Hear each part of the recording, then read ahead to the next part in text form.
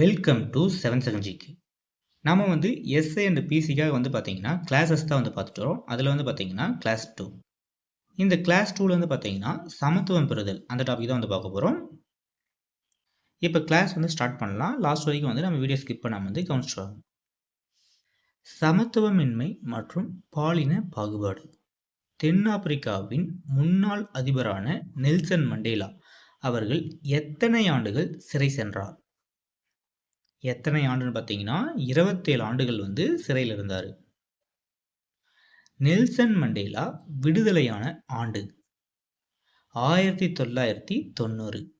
Nelson Mandela 27 ஆண்டுகள் சிறை சென்றாரு.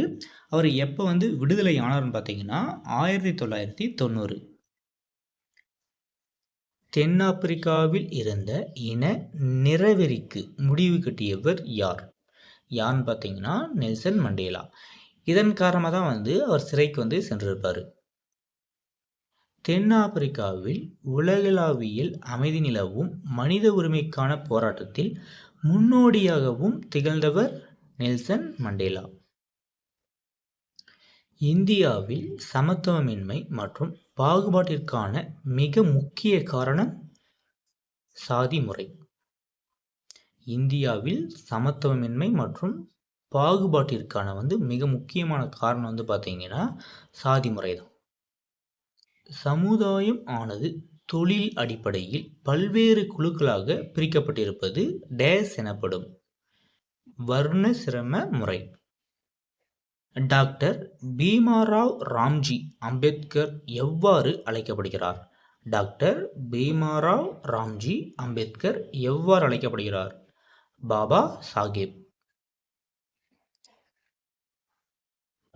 இந்திய சட்ட நிபுணராகவும் பொருளாதார நிபுணராகவும் அரசியல்வாதியாகவும் சமூக சீர்திருத்தவாதியாகவும் திகழ்ந்தவர் யார்? யார்னா அம்பேத்கர். அரசியலமைப்பு நிர்ணய சபையின் வரைவு குழுவின் தலைவர் அம்பேத்கர். வரைவு குழுவின் தலைவர் பார்த்தீங்கன்னா அம்பேத்கர். இந்திய அரசியலமைப்பின் தந்தை அதுவும் அம்பேத்கர். சுதந்திர இந்தியாவின் முதல் சட்ட அமைச்சராக பணியாற்றியவர் அம்பேத்கர்.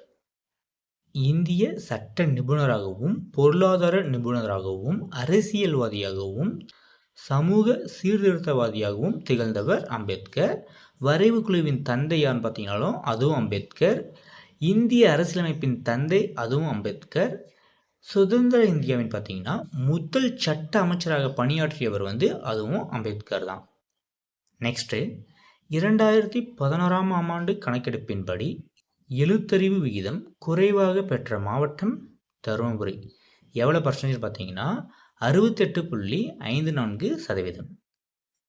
நெக்ஸ்ட்டு தலா 1000 ஆண்களுக்கு நிகரான பெண்களின் எண்ணிக்கை எப்படி சொல்லலாம்னா பாலின விகிதம்.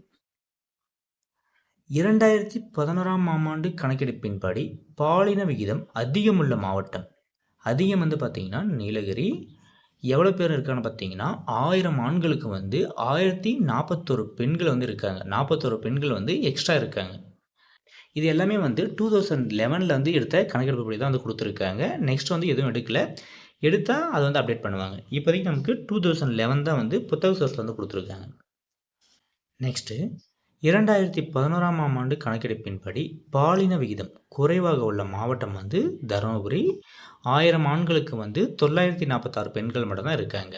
அதிகம் பார்த்தீங்கன்னா நீலகிரி, குறைவு பார்த்தீங்கன்னா தருமபுரி.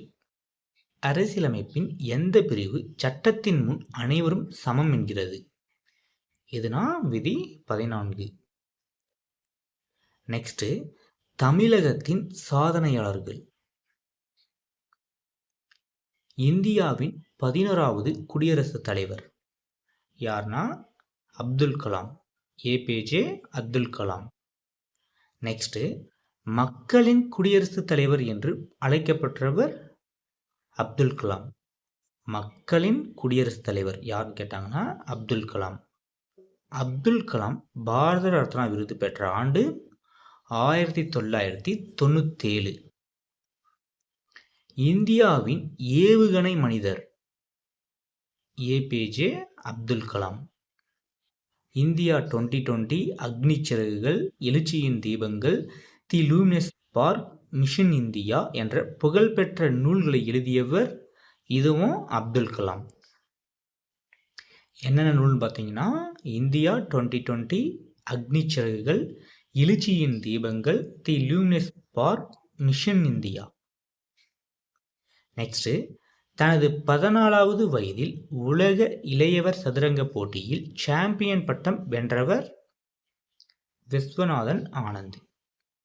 தனது 14வது வயதில் உலக இளையவர் சதுரங்க போட்டியில் சாம்பியன் பட்டம் பெற்றவர் பார்த்தீங்கன்னா விஸ்வநாத ஆனந்த். நெக்ஸ்ட்டு, 1988ஆம் ஆண்டு இந்தியாவின் முதல் கிராண்ட் மாஸ்டர் ஆனவர் விஸ்வநாதன் ஆனந்த். விஸ்வநாதன் ஆனந்த் நாட்டின் 2வது உயரிய விருதான பத்ம விபூஷண விருதினை பெற்ற ஆண்டு 2007. ராஜீவ்காந்தி கேல்ஸ் ரத்னா விருது பெற்ற முதல் வீரர் யாருன்னு பார்த்தீங்கன்னா விஸ்வநாத ஆனந்த். இதை எப்போ பெற்றார்னு பார்த்தீங்கன்னா 1991 மற்றும் 1992.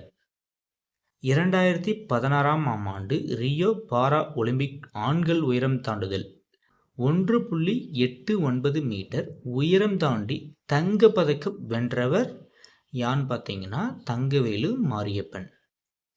நான் பிற மாணவர்களை விட வேறுபாடு கொண்டவன் என நினைத்தது இல்லை என்று கூறியவர் யாருன்னு பார்த்தீங்கன்னா இதுவும் மாரியப்பன் தங்கவேலு. அம்பேத்கர் பாரத ரத்னா விருது பெற்ற ஆண்டு 1990. அது எப்போ பெற்றார்னு பார்த்தீங்கன்னா அவர் மறைவுக்கு பின்னர் தான் இது கொடுத்துருக்காங்க. நெக்ஸ்ட்டு, 2011ஆம் ஆண்டு கணக்கெடுப்பின்படி எழுத்தறிவு விகிதம் அதிகம் பெற்றுள்ள மாவட்டம் பார்த்தீங்கன்னா கன்னியாகுமரி. குறைவு பார்த்தீங்கன்னா தருமபுரி, அதிகம் கன்னியாகுமரி. பர்சன்டேஜ் பார்த்தீங்கன்னா 92.14%. இதோடு பார்த்தீங்கன்னா சமத்துவம் பெறுதலில் முக்கியமான ஒரு வரி வினாக்கள் கம்ப்ளீட் ஆகுது. நீங்கள் எஸ்ஐ பிசி படிக்கிறதா இருந்தால் இதுவே போதுமானது தான். இதெல்லாம் ஒன்ஸ் புத்தகத்தில் ஓரலாக பார்த்துட்டு வாங்க. இதோட பிடிஎஃப் பார்த்தீங்கன்னா நம்ம டெலகிராம் கொடுத்துருக்கேன், விசிட் பண்ணி பாருங்கள். லிங்க் டிஸ்கிரிப்ஷன் பாக்ஸில் கொடுத்துருக்கேன். நம்ம நெக்ஸ்ட்டு 6th பார்ட்டிலே தேர்ட் லெசன் பார்க்கலாம் நெக்ஸ்ட் கிளாஸில்.